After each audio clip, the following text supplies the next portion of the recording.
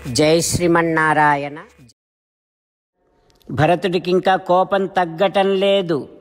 హో కైకేయి, ధర్మమే నిన్ను వదిలేసింది. నువ్వు ధర్మాన్ని వదిలేయటం కాదు, ధర్మమే నిన్ను వదిలేసింది. రాజుగారు చనిపోయాడని, భర్త చనిపోయాడని ఏడ్చేటటువంటి అర్హత కూడా నీకు లేదు. ఏడవకు. కానీ నువ్వు జీవితాంతం ఏడుస్తూనే ఉండాలి. ఎందుకో తెలుసా? నువ్వు నా కోసం కదా ఇంత పని చేసావు, ఇంత ఘోరమైనటువంటి పని చేసావు. నేనే చచ్చిపోయానని అనుకుంటూ జీవితాంతం ఏడవాలి. నువ్వు నరకానికే వెళ్తావు కైకేయి. ఏమంటారో తెలుసునా లోకమంతా? భరతుడు తల్లిని అడ్డు పెట్టుకొని తండ్రిని చంపి అన్నను అడవుల పాలు చేశాడని లోకమంతా నిందిస్తుందే నన్ను. ఎంత భయంకరమైనటువంటి అపవాదు తెచ్చిపెట్టావో తెలుసా నాకు? రాజ్యాన్ని ఇవ్వలే, నువ్వు అపవాదునిచ్చావు. ఛీ, పతిఘాతిని! ఎంత క్రూరమైనటువంటి పని చేసావు. భర్తను చంపుకుంటారా ఎవరైనా? నువ్వు నాకు ఇప్పటి నుండి తల్లి రూపములో ఉన్నటువంటి శత్రువువే. నతేహం అభిభాష్యోస్మి. ఇక నాతో మాట్లాడకు. నీ తండ్రి వంశములో చెడబుట్టావు నువ్వు చేసినటువంటి పాపానికి అసలు తగినటువంటి నరకమే లేదేమో అనిపిస్తోంది. హో కైకేయి, తల్లికి ఎంతమంది సంతానమున్నా అందులో ఏ ఒక్కరికి బాధ కలిగినా ఆ తల్లి హృదయము తల్లడిల్లిపోతుందే. అట్లాంటిది కౌసల్యమ్మకు ఒక్కగానొక్క కొడుకు, మంచి కొడుకు. కౌసల్యాయ ఆత్మసంభవం హృదయపూర్వకంగా కన్నటువంటి కొడుకు రామచంద్రుడు. పుట్టెడు ఆశలు పెట్టుకుంది ఆ కౌసల్యమ్మ రాముడి మీద. ఎట్లాంటి రాముడు? మనోభిరాముడు. లోకములో ప్రతి ఒక్కరి చేత ప్రేమింపబడేటటువంటి కొడుకును కన్న తల్లి కౌసల్యమ్మ ఒక్కగానొక్క కొడుకు దూరమయ్యి ఆ హృదయము ఎంత తల్లడిల్లిపోతుందో కదా అని భరతుడు కైకమ్మను దూషిస్తూ కైకమ్మ చేసినటువంటి పాపకృత్యాన్ని అన్ని విధాలుగా నిందిస్తూ ఉన్నాడు. భరతుడు తల్లిని దూషిస్తున్నాడు, రకరకాలుగా నిందిస్తున్నాడు. హో కైకేయి అంటూ ఇలా సంబోధిస్తూ అంటూ ఉన్నాడు భరతుడు. హో కైకేయి, నీకు కామధేనువు తెలుసా? కామధేనువు దేవతలందరూ కూడా పూజించేటటువంటి ఒక తల్లి. కామధేనువు ధర్మానికే స్వరూపమైనటువంటిది. అట్లాంటి కామధేనువు ఒకనాడు దుఃఖించింది.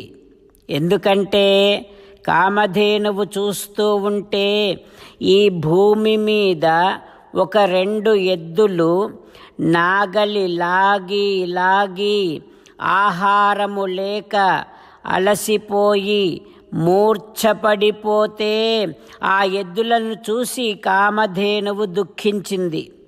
ఎందుకంటే ఈ లోకములో ఉన్నటువంటి గోవులన్నీ కూడా కామధేనువు సంతానమే కనుక అంతటి భారీ సంతానము కలిగి ఉన్నటువంటి కామధేనువు ఆ 2 ఎద్దులు మూర్ఛపడిపోవటము చూసి కళ్ళ నిండా నీళ్లు నింపుకొని రురోద పుత్రశోకేన బాష్పపర్యాకులేక్షణ అంటూ బాగా రోదించింది.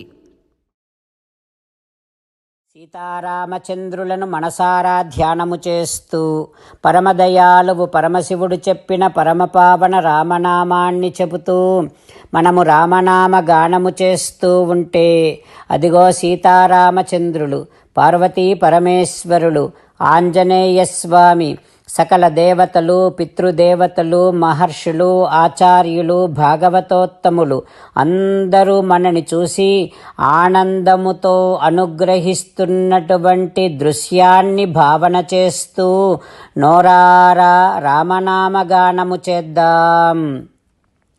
రామ రామ దశరథ రామ, రామ రామ దశరథ రామ, హే హే రాజా రామ, హే హే రాజా రామ, హే హే సీతారామ, హే హే సీతారామ. జై శ్రీమన్నారాయణ. భక్తులకు ప్రత్యేకమైనటువంటి విజ్ఞాపన. మీకు అన్ని విషయాలలో వెంటనే మంచి ఫలితాలు రావాలి అనంటే ప్రతిరోజు 1 నిమిషం వెచ్చించి నారాయణాస్త్రాన్ని చదవండి. ఇక మీకు తిరిగే ఉండదు. నారాయణాస్త్రాన్ని పొందడానికి మీరేం చేయాలంటే నారాయణాస్త్రం అనే వెబ్సైట్కి వెళ్ళి మీ పేరు, మీ ఈమెయిల్ ఇస్తే మీ ఈమెయిల్కి నారాయణాస్త్రం PDF వస్తుంది. అందులో ఒక రామాయణ శ్లోకం, ఒక గీతా శ్లోకం, ఒక విష్ణునామం ఉంటాయి. ఆ మూడింటిని కలిపి నారాయణాస్త్రం అంటాం. ప్రతి ఒక్కరికి వేరువేరు శ్లోకాలను ఇస్తున్నాం. ఆ రకంగా ఎవరి శ్లోకాన్ని వారు ప్రతిరోజు తప్పనిసరిగా చదవటం వలన ప్రతిరోజు ప్రతి 24,000 భక్తులతో ఒకసారి సంపూర్ణ రామాయణ పారాయణ, 33 సార్లు శ్రీమద్ భగవద్గీత పారాయణ, 24 సార్లు శ్రీ విష్ణు సహస్రనామ స్తోత్ర పారాయణ జరుగుతుంది. ప్రతి ఒక్కరికి అంతటి విశేష ఫలితము ప్రతిరోజు లభిస్తుంది. అందుకని మీరు, మీ కుటుంబ సభ్యులు అందరూ ఒక్కొక్కరు ఒక్కొక్క నారాయణాస్త్రాన్ని వెంటనే పొందండి.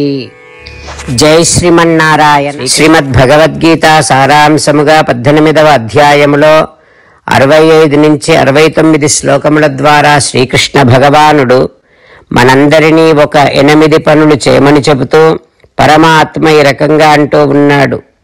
ఎవరెవరైతే నేను చెప్పిన ఈ 8 పనులు చేస్తారో వారందరూ నాకు చాలా ఇష్టమైన వారవుతారు. అప్పుడు వారిని నేను సకల పాపముల నుండి, సకల దుఃఖముల నుండి విముక్తులను చేసి నా అంతటి వారిగా చేసుకుంటా, తరగని ఆనందాన్ని అనుభవింపచేస్తా. నిజమే చెబుతున్నా, ప్రమాణము చేసి చెబుతున్నా అంటూ సాక్షాత్తుగా దేవదేవుడైన శ్రీమన్నారాయణుడైన శ్రీకృష్ణ భగవానుడే మనను ఈ 8 పనులు చేయమని చెబుతూ ఉన్నాడు కనుక, హో శ్రీమన్నారాయణ, కరిష్యే వచనం తవ, తప్పకుండా చేస్తా, నువ్వు చెప్పినట్టే చేస్తా అంటూ మనం ప్రతిరోజు దేవదేవుడైన శ్రీమన్నారాయణుడికి ఈ రకంగా మాట ఇద్దాం.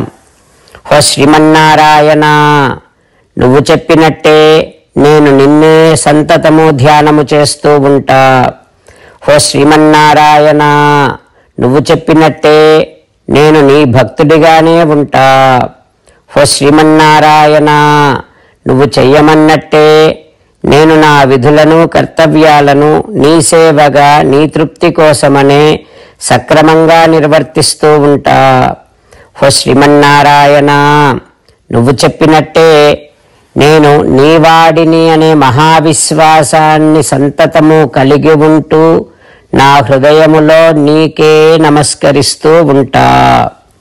హో శ్రీమన్నారాయణ, మామేకం శరణం వ్రజ, నన్నొక్కడిని మాత్రమే శరణు వేడుకో అని నువ్వే అన్నావు కనుక నేను నిన్ను ఒక్కడిని మాత్రమే శరణు వేడుకుంటా. హో శ్రీమన్నారాయణ, మా శుచః, ఇక దుఃఖించకు అని నువ్వే నాకు భరోసా ఇస్తూ ఉన్నావు కనుక నేను ఇక దుఃఖించను. హో శ్రీమన్నారాయణ, నువ్వు చెప్పినట్టే నువ్వు నా కోసమని చెప్పిన శ్రీమద్ భగవద్గీతను ఎప్పుడో ఒక్కసారి కాకుండా ప్రతిరోజు కనీసము 1 శ్లోకాన్నైనా అనుసంధానము చేస్తూ గీతోపదేశాన్ని జ్ఞాపకం చేసుకుంటూ ఉంటా. హో శ్రీమన్నారాయణ, నువ్వు చెప్పినట్టే నువ్వందరి కోసమని చెప్పిన శ్రీమద్భగవద్గీతను తెలియని భక్తులందరికీ తెలియచేసే నా వంతు ప్రయత్నాన్ని నిరంతరము కొనసాగిస్తూనే ఉంటా. ఓ శ్రీమన్నారాయణ, నేను నువ్వు చెప్పినట్టే చేస్తా, నీకు నచ్చినట్టే ప్రవర్తిస్తా, నీకోసమే పని చేస్తూ ఉంటా. కరిష్యే వచనం తవ. సర్వం శ్రీకృష్ణార్పణమస్తు. జై శ్రీమన్నారాయణ.